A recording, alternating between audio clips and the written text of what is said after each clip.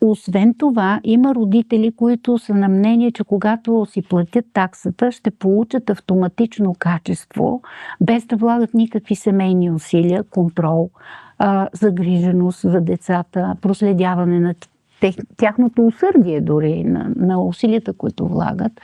А това, че частното училище няма да даде отговор на техните тежнения. Не работи така, точно така.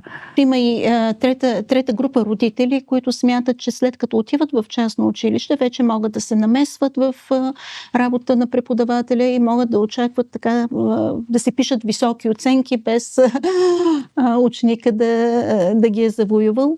Не работи така системата. Нали, тогава се получава разочарование, защото очакванията са били различни.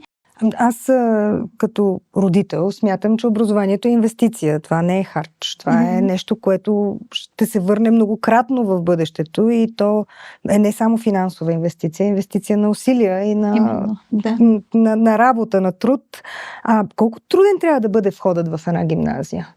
Или изхода е това, което гледаме? Какво да кажа? Според мен трябва да има вход, трябва да има изпит, трябва да има критерии, по които децата да се подбират.